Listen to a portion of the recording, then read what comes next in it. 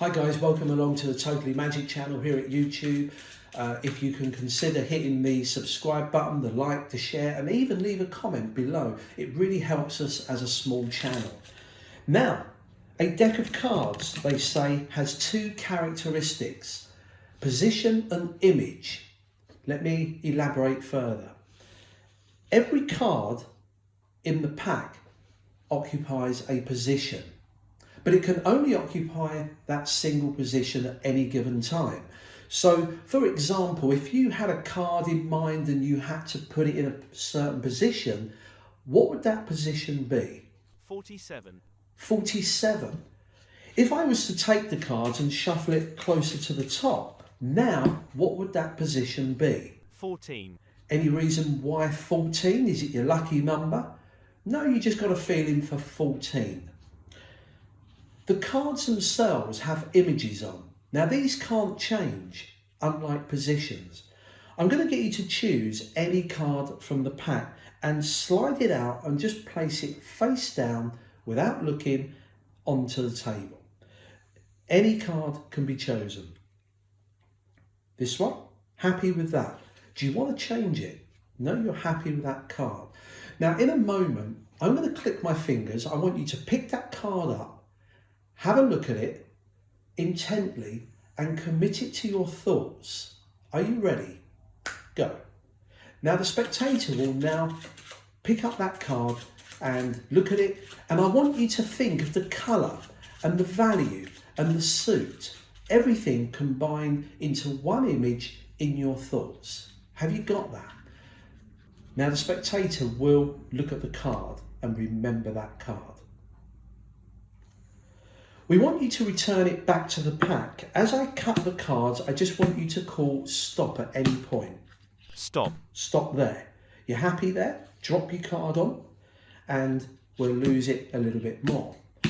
Now the image of that card cannot change. We know every card has got a different image and we can change their positions by shuffling. However, a jack will always be a jack and a 5 will always be a 5. Now, I don't want to be the last person to touch these, so could you just cut the cards and complete the cut? So the two characteristics that you had was a position from 1 to 52.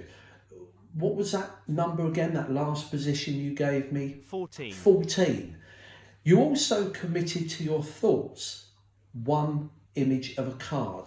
What was that image? 7 of diamonds. The 7 of diamonds. I'm going to take your position and image of the card, the two characteristics, and join them together. Are you ready? It's done. That is the magic. 14. 1, 2, 3, 4, 5, 6, 7, 8, 9, 10, 11, 12, 13, the 14th card you said was the 7 of diamonds, and it really is the 7 of diamonds. And that is a great little card trick. Practice and enjoy.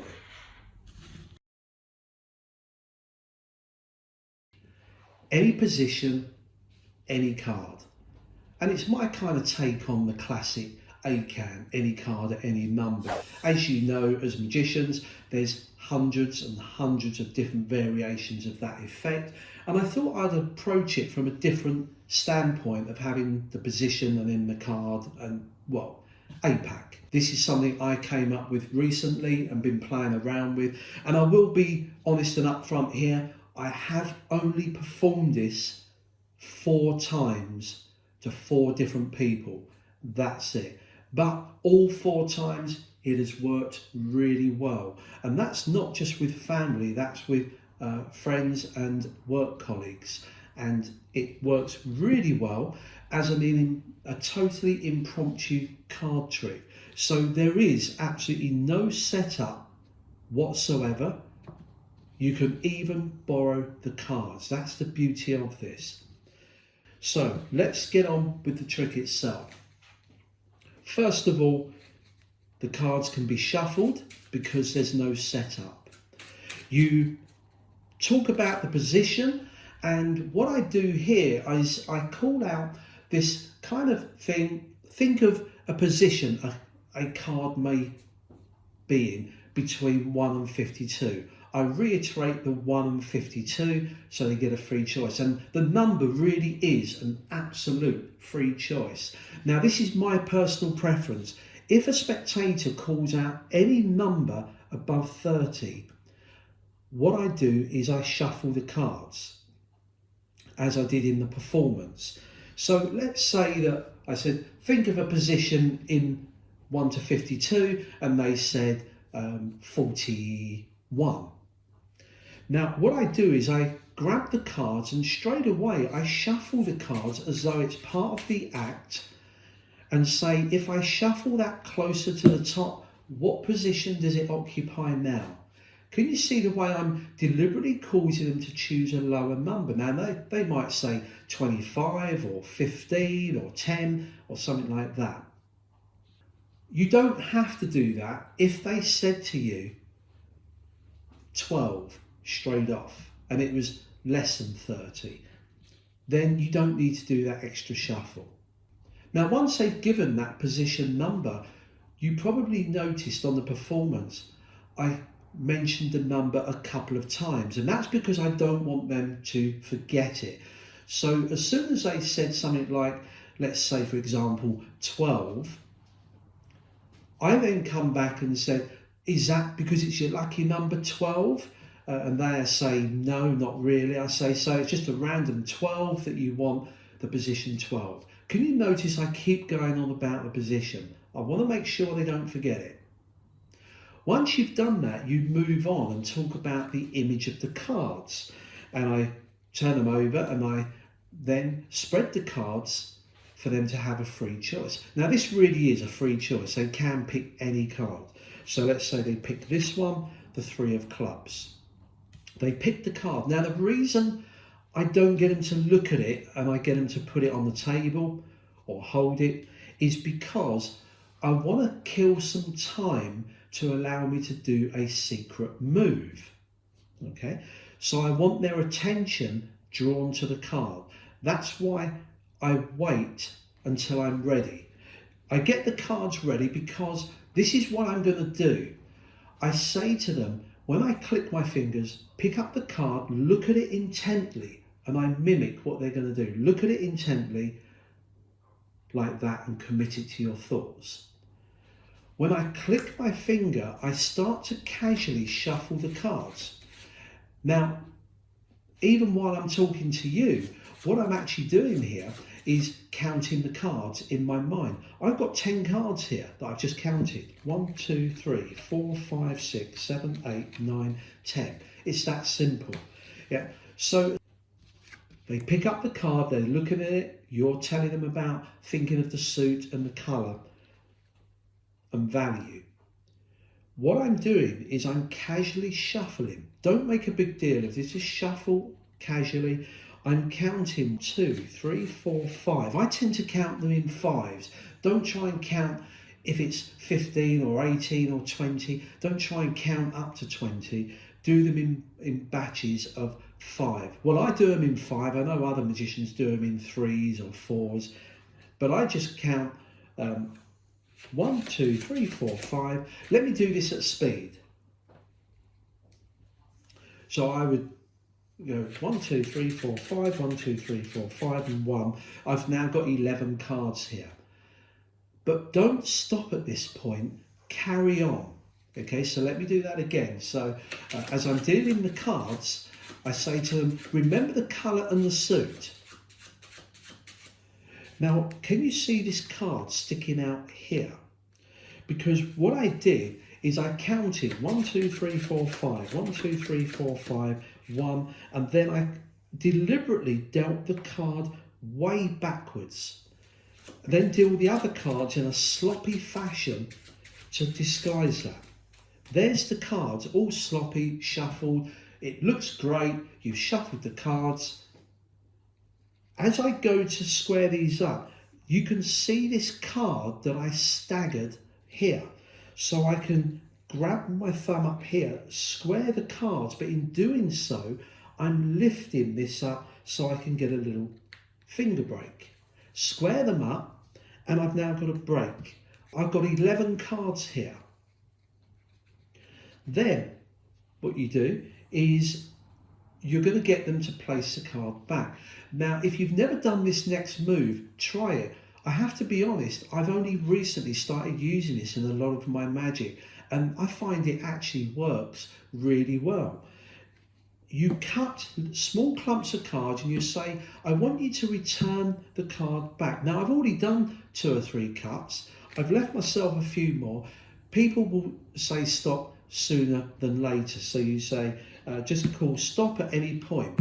And they say stop. You've already grabbed this next batch to drop on there.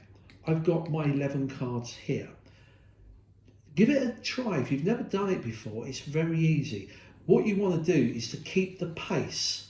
So as you cut in the cards, keep the pace. Notice how quickly I'm coming back to these, because if they call stop here, I take the whole bunch and just drop those straight away. And they feel they've called stop at that point, get them to drop the card in.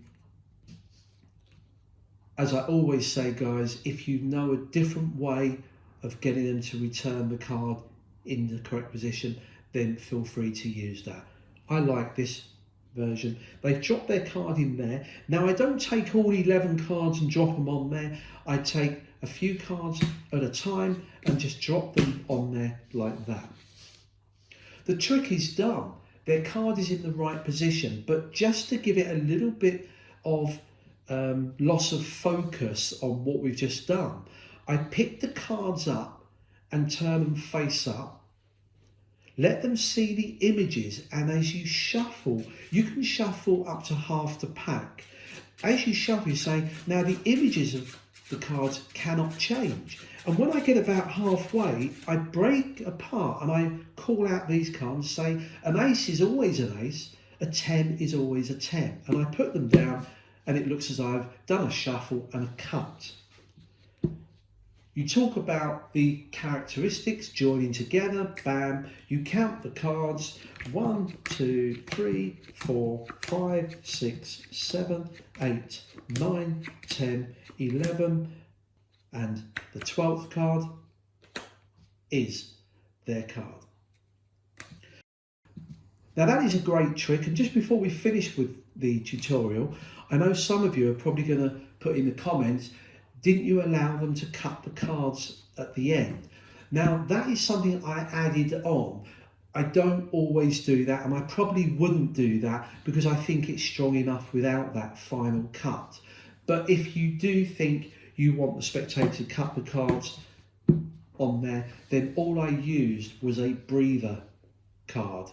Now, I'm not going to explain breather cards on this video. If you search the internet, there's loads of tutorials that people have done about breather cards. It's where you have a creased card and it allows you to force people to cut at a certain point. Let's say this one is my breather card.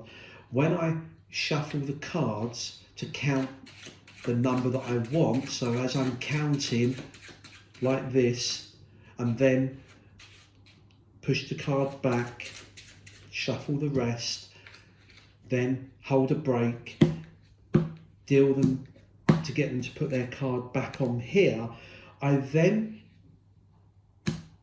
with the cards that I counted, I do a couple of cuts, but I make sure that the last cut only has a single card. Here, this is my breather card, my crimped card, my bent card, whatever you want to call it. I make sure that gets cut on top. And then when I shuffle the cards face up, I go about halfway, do a jack is always a jack, an ace is always an ace, and then I put this down first, that's got the breather on there, and then this one, and then I can get them to cut, and then cut the card, and you've got the right number of cards there. Well, you get the idea. It's up to you if you include that. I have to admit, I don't always, but if I'm in the mood, I would include the final cut at the end of the trick.